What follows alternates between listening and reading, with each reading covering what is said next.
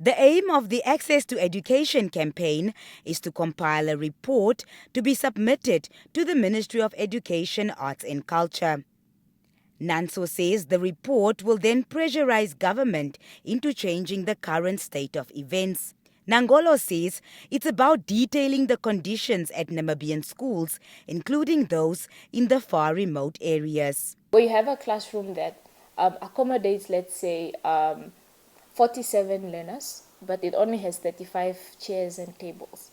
So you have a situation where these learners are sharing tables. But you also have situations where classrooms are dilapidated, terrible condition for learners to possibly learn in, you know.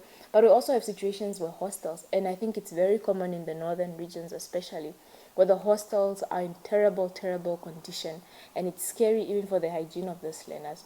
NANSO says the country cannot talk about quality education when the situation on the ground shows that the school environment is not conducive for learning.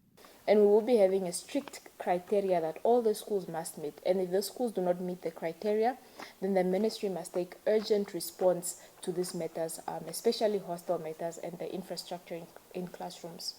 What we can ask of the government is to be on their feet and ready to run with this reporting, to run with the recommendations that we will give them, so that at least by the middle of the year, our Namibian children have better environments of learning.